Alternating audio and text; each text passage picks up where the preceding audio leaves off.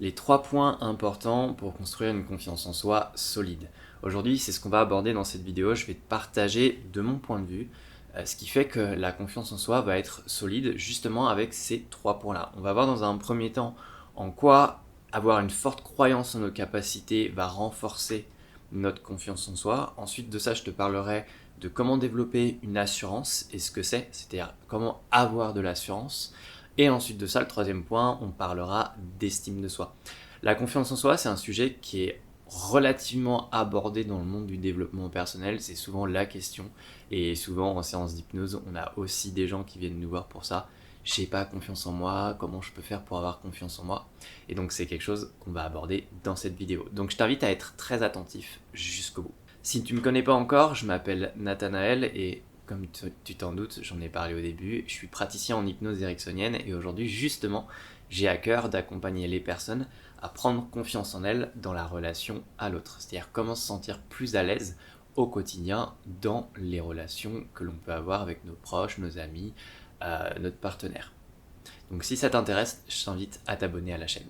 La confiance en soi, elle est souvent liée au fait de sortir régulièrement de notre zone de confort. C'est-à-dire que sortir régulièrement de notre zone de confort peut significativement améliorer la confiance en soi que l'on peut avoir et que l'on peut développer. Si c'est quelque chose que tu as envie de faire mais que tu sais pas trop comment sortir de ta zone de confort ou que tu as peur, et je peux le comprendre, j'ai créé un guide gratuit disponible en lien dans la description. C'est même pas un guide en fait, c'est un atelier de 7 jours où je t'accompagne pendant 7 jours pour pouvoir sortir de ta zone de confort le plus progressivement possible. C'est gratuit, je t'invite à aller voir. Alors le premier point qui me semble assez important pour comprendre comment fonctionne la confiance en soi, et là je vais pas te parler d'une confiance en soi un peu en mode bullshit du coach en développement personnel de base, c'est pas ça que j'ai envie de te parler en te disant ouais tiens essaye ça pour avoir confiance en toi en 5 minutes. Dans cette vidéo j'ai vraiment envie de te partager quelque chose qui est réaliste, qui a fait ses preuves sur le terrain et la confiance en soi qui va être solide, c'est quelque chose qui va durer dans le temps. On est là pour construire une confiance en soi qui va durer 1 an, 2 ans, 3, 4, 5, 10, 15 ans. On est sur des trucs comme ça.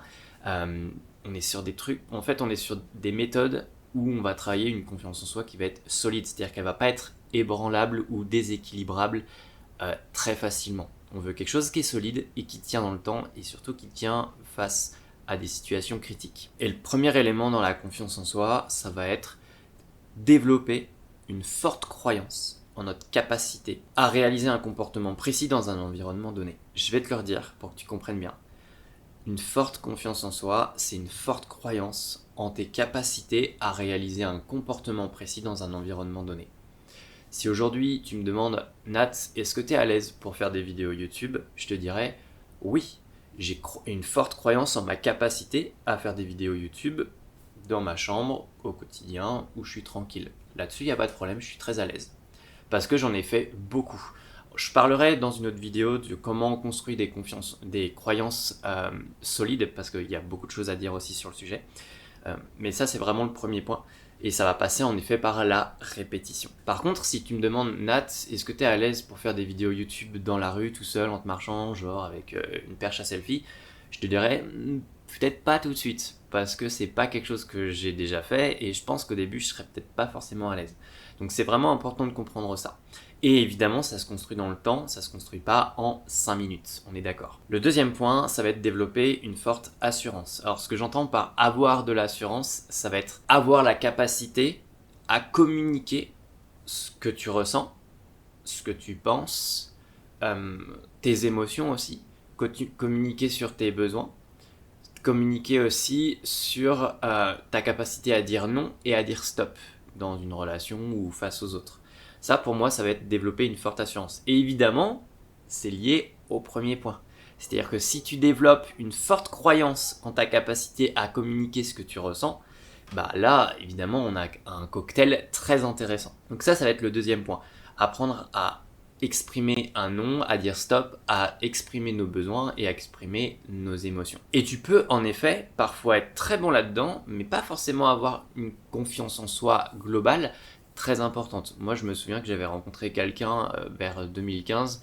La personne avait une très bonne assurance. Elle était capable de communiquer très facilement ce qu'elle ressentait, mais de façon globale, je sentais pas une forte confiance en soi. Donc tu vois que c'est pas forcément, ça veut pas forcément tout dire en fait. Le troisième point et le dernier point, ça va être développer une estime de soi qui va être solide. Là encore une fois, j'insiste sur le mot solide, c'est-à-dire qu'on n'a pas envie de construire un truc en 5 minutes et qui va en plus de ça durer 2-3 semaines et après tout s'effondre. On a envie de quelque chose qui va s'inscrire dans le temps. C'est-à-dire qui est solide, qui va durer 1 an, 2 ans, 3 ans, 5 ans, 10 ans, parce que en fait, de toute façon, on n'a pas envie de repasser derrière quelque part quand on travaille là-dessus. Donc c'est important de développer quelque chose de solide. Pour moi, l'estime de soi, ça va passer en fait par qu'est-ce qui te permet de savoir aujourd'hui que tu as de la valeur. Qu'est-ce qui te permet en fait de te dire, ouais, là, sur ça, j'ai de la valeur. Souvent, l'estime de soi, alors on va le prendre à l'inverse, mais souvent, en fait, quand on n'a pas forcément une bonne estime de soi, on va avoir tendance à se comparer aux autres sur les points que les autres savent faire, mais que nous, on ne sait pas faire. Je vais te donner un exemple. Ce serait de se dire, par exemple, ah oui, mais mon pote, en fait, lui, il sait faire ça, il sait faire de la guitare, il sait jouer au basket, et moi, je sais pas faire et je suis nul là-dedans. Et en fait, quand on se compare comme ça, c'est pas forcément une bonne chose. Nous, ce qu'on va faire, c'est qu'on va utiliser ce mécanisme-là et on va l'inverser pour construire une estime de soi solide. Et tu t'en doutes, on va en effet, on peut potentiellement se comparer, mais on va se comparer en fait sur des choses que toi seul, tu es capable de faire ou que tu es le seul à faire dans ton environnement social. Qu'est-ce qui aujourd'hui, tu sais que tu es la seule personne à le faire dans ton environnement social. Tes amis, ils le font pas. Moi, par exemple, je sais que parmi mon cercle social, je suis le seul à avoir une chaîne YouTube et je suis le seul à faire de l'hypnose, par exemple. Et ça, évidemment, c'est des choses sur lesquelles j'attribue de la valeur. Donc, j'ai tendance à, on va dire, à renforcer mon estime de moi-même quand je vais le faire. L'estime de soi, elle peut aussi passer par avoir des compétences multiples. Moi personnellement, c'est vraiment comme ça que je vais la construire.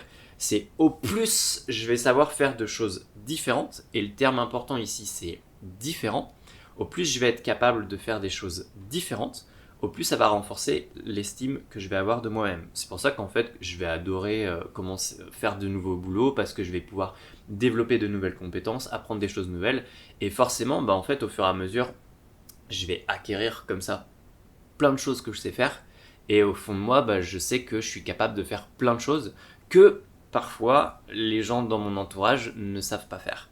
Et ça forcément, ça va avoir tendance à renforcer l'estime que je vais avoir de moi-même. Pour une bonne estime de soi, ça va être aussi important de développer des croyances vis-à-vis de soi-même qui vont être nuancées et équilibrées.